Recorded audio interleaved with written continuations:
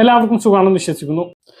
സംസ്ഥാനത്ത് SIR-ന് ശേഷം എല്ലാവരും കാത്തിരുന്ന കരട് വോട്ടർ പട്ടിക പുറത്തിറക്കി. ഇന്ന് ചൊവ്വാഴ്ച ദിവസമാണ് കരട് വോട്ടർ പട്ടിക പ്രസിദ്ധീകരിച്ചത്. അപ്പൊ എല്ലാവരും പട്ടിക പരിശോധിക്കണം, പട്ടികയിൽ പേരുണ്ട് എന്ന് ഉറപ്പുവരുത്തണം. അപ്പൊ പട്ടികയിൽ പേരുള്ളവരും ഇല്ലാത്തവരും എനുമറേഷൻ ഫോം ഒന്നും ലഭിക്കാത്തവരും എല്ലാവരും അറിഞ്ഞിരിക്കേണ്ട വളരെ പ്രധാനപ്പെട്ട കാര്യങ്ങളാണ് പറയുന്നത്. സംസ്ഥാനത്ത് കരട് വോട്ടർ പട്ടിക പ്രസിദ്ധീകരിച്ചപ്പോൾ 24,80,503 പേർ പട്ടികയിൽ നിന്നും പുറത്താണ്.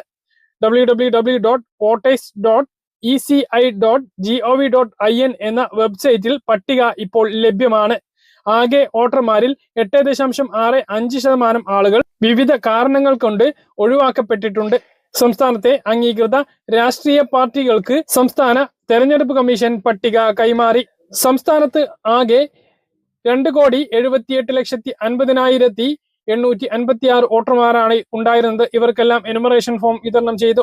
ഇതിൽ 2,54,42,352 എനുമറേഷൻ ഫോമുകളാണ് പൂരിപ്പിച്ച് തിരികെ നൽകിയത്. അതായത് 91.35% പേർ. 6,49,885 പേരെ മരിച്ചവരായിട്ടും കണ്ടെത്താനാവാത്തവരായി 6,45,548 പേരുമാണ് എന്ന് മുഖ്യ തെരഞ്ഞെടുപ്പ് ഓഫീസർ രക്തൻ യു ഗേൽക്കർ പറഞ്ഞു. അപ്പോൾ ഇന്ന് ലഭിച്ചിട്ടുള്ള കരട് വോട്ടർ പട്ടിക എല്ലാ ആളുകളും പരിശോധിക്കുക.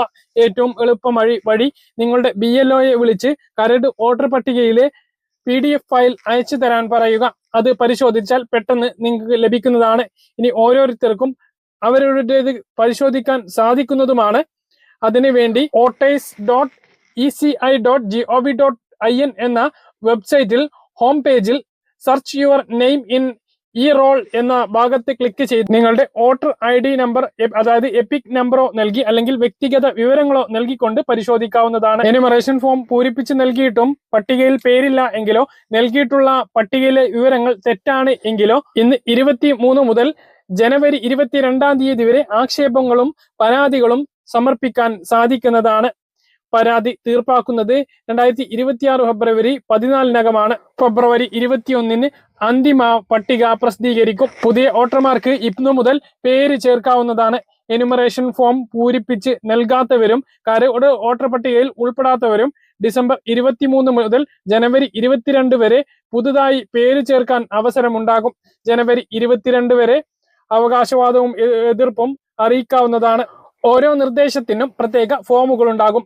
പേര് ചേർക്കാൻ ഫോം 6, ഗൾഫിലുള്ള ആളുകൾക്ക് പേര് ചേർക്കാൻ ഫോം 6A, പേര് നീക്കൽ അതായത് മരണം, സ്ഥലം മാറ്റം, ഇരട്ടിപ്പ് തുടങ്ങിയവക്കാണ് ഫോം 7 ഉപയോഗിക്കേണ്ടത്. തിരുത്തലിനും സ്ഥലം മാറ്റത്തിനും ഫോം 8 എന്നിവയും ഉപയോഗിക്കാം. www.voters.eci.gov.in എന്ന ലിങ്കിലൂടെ ഫോം ലഭിക്കുന്നതാണ്. ഓൺലൈനായിട്ടും ഈ കാര്യങ്ങൾ ചെയ്യാം. കരട് വോട്ടർ പട്ടികയിൽ ഉൾപ്പെട്ട ആരെങ്കിലും ഹിയറിംഗിന് ശേഷം ഒഴിവാക്കിയാൽ ECOയുടെ ഉത്തരവ് തീയതി മുതൽ 15 ദിവസത്തിനകം ജില്ലാ തെരഞ്ഞെടുപ്പ് ഓഫീസർ അതായത് DEOക്ക് 1-ാം അപ്പീൽ നൽകാവുന്നതാണ്.